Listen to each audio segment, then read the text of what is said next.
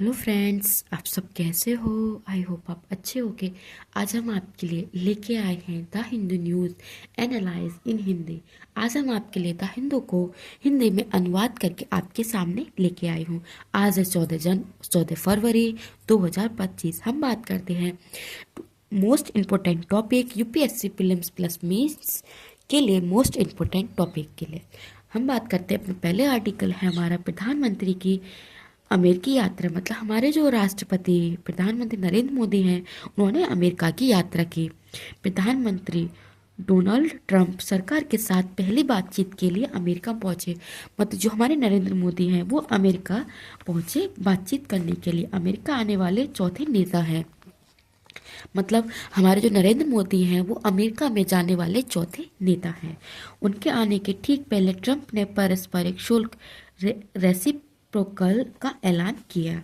जो देश अमेरिकी पर जितना टैरिफ लगाएगा, अमेरिका भी उतनी ही टैरिफ लगाएगा। मतलब जैसे कि चीन, जापान जो अमेरिका पर जितना टैरिफ लगाएगा और जापान भी अमेरिका भी उतना ही लगाएगा। भारत ने बजट में टैरिफ घटाने की घोषणा, हमारी निर्मला सीतारमण है, उन्होंने बताया है कि हम अपने टैरिफ में घटाने की घोषणा कर रहे हैं। भारत अमेरिकी का न्यायपूर्ण व्यापार समझौता होने का असर, आईसीईटी को लेकर सहमति बनी रहने की असर है। पन्नू पर हमले की साजिश के मामलों में भी ट्रंप की नीति स्पष्ट हो सकती है।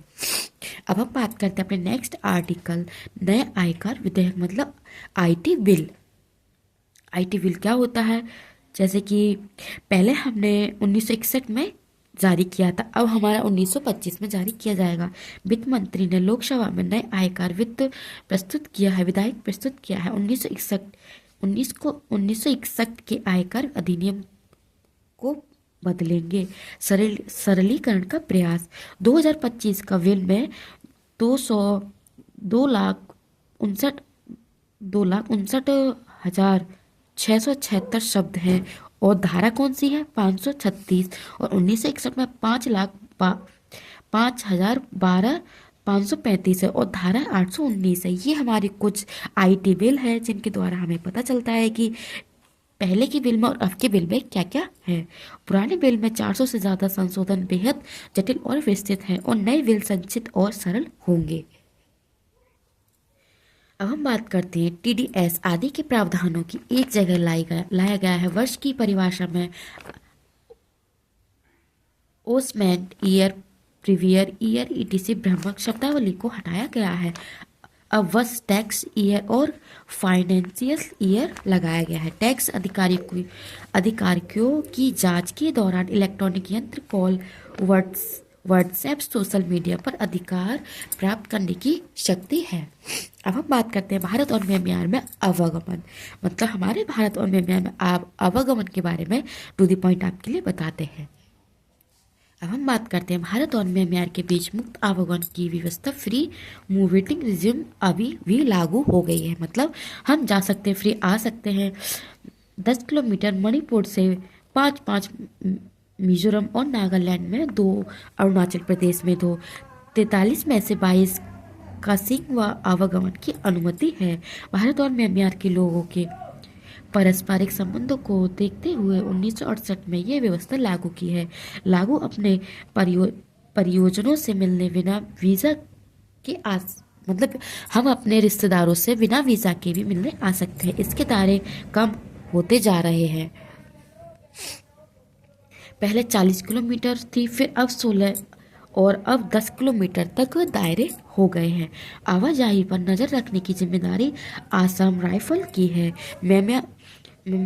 म्यांमार के गृह युद्ध के कारण विस्थापितों के आने का खतरा। मतलब जो हमारा म्यांमार है। अब हम बात करते हैं अपने नेक्स्ट आर्टिकल, जजों का अनुशासन। मतलब राज्यसभा के सभापति जगदीश धनखड़ ने कहा है कि जजों के पद से हटाना सिर्फ संसद का अधिकार है। इलाहाबाद उच्च न्यायालय के जज शेखर यादव को हटाने के लिए विपक्ष के सांसदों ने नोटिस दिया था कि जो उनके पास लंबित है। मतलब जो हमारे इलाहाबाद के उच्च न्यायालय के जो शेखर यादव हैं, उन्होंने किसी फंक्शन में कुछ ऐसी आलोचना की है कि उन्हें हटाने की बात की गई है। सुप्रीम कोर्ट ने जस्टिस यादव की अपने सामने प्रस्तुत होकर स्पष्टीकरण देने को कहा है। मतलब उन्होंने क्या क्या कहा है उसका स्पष्टीकरण करें, मतलब हमारे पास आकर उसका स्पष्टीकरण देने को कहा है। सभापति ने कहा है कि जजों को हटाने में सुप्रीम कोर्ट की भूमिका नहीं होती है, ये संसद का काम होता है। सुप्रीम कोर्ट की अनुशासन स्थापित करने का अधिकार है। 100 से अधिक लोकसभाओं में या 50 से अधिक अत्यधिक 100 हो सकते हैं और अधिक 50। राज्यसभा संसद के नोटिस पर पद से हटाने की प्रक्रिया शुरू हो रही है। 3 सदस्य जांच समिति बनती है, उनकी रिपोर्ट के बाद वोटिंग, मतलब पहला हाई कोर्ट, सुप्रीम कोर्ट एवं न्यायविदो, ये 3 सदस्य जांच समिति हैं जिनके द्वारा हम हटा सकते हैं और उनको ला सकते हैं। दोनों सदनों का विशेष बहुमत आवश्यक है। अडानी और श्रीलंका के बारे में हम आपके लिए टू द पॉइंट बताते हैं। अडानी ग्रीन ने श्रीलंका पर 442 मिलियन की नवीनीकरणीय ऊर्जा प्रोजेक्ट से हटाने का निर्णय लिया है। मतलब श्रीलंका ने उन्हें हटाने का प्रोजेक्ट लिया। इस प्रोजेक्ट का भारी विरोध हो रहा था। अनुमति और पर्यावरण के नुकसान मुख्य मुद्दे थे। दिशानायक के सितंबर 2024 में इस प्रोजेक्ट के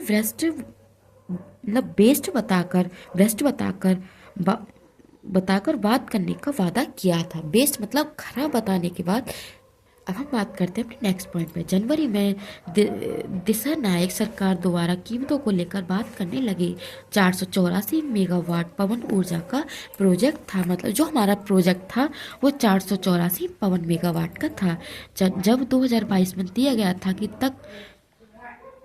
तक कोई प्रतिस्पर्धा ना होने पर भी विवाद हुआ था। निवेशकों की सुरक्षा एक महत्वपूर्ण कारक, ये अच्छा संकेत है। अंतर्राष्ट्रीय मेडिकल शिक्षा, भारत में डॉक्टरों की भारी कमी, मतलब हमारे भारत में डॉक्टरों की अधिक कमी देखने को मिल रही है, लेकिन कॉलेजों में सीटों की कमी के कारण 2000 से अधिक छात्र विदेशों में पढ़ते हैं।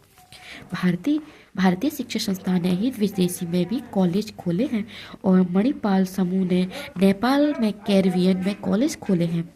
मतलब जो नेपाल मणि होते हैं उन्होंने कैरिबियन में जाके अपने कॉलेज खोले हैं। विदेशी डिग्री के बाद भारत में लाइसेंस की परीक्षा उत्तीर्ण की जाती है। ऐसे भी भाषा पाठ्यक्रम और गुणवत्ता पर कोई नियंत्रण नहीं रह जाता। इसके लिए स्पष्ट नियमों को बनाया जा सकता है। ये हमारे कुछ अंतर्राष्ट्रीय मेडिकल शिक्षाओं के बारे में है, जैसे कि चाहे वो भारत के नागरिक हो, उन्होंने विदेश में जाके अपनी शिक्षा पूरी की हो, उन्हें वहाँ पे डिग्री कंप्लीट करने के बाद भी हमें भारत में भी एक पेपर क्वालिफाई करना होता है, तब हम उसके आगे अपनी डिग्री या अपना कुछ अस्पताल वगैरह खोल सकते हैं। फ्रेंड्स, आप सभी को नोट्स कैसे लगे कमेंट सेक्शन बताना एंड वीडियो को ज़्यादा से ज़्यादा लाइक करना, सब्सक्राइब करना और फ्रेंड्स मुझे ये भी बताना कि नोट्स आपके लिए कितने हेल्पफुल होते हैं। मैंने आपके लिए day by day the Hindu news cover कराया है। आप मेरे चैनल के प्लेलिस्ट में जाके देख सकते हैं कि मैंने डेली अप टू डेट मैंने अपना द हिंदू न्यूज़ कवर किया है। Friends, thank you for preparation for UPSC and please support you. Thank you.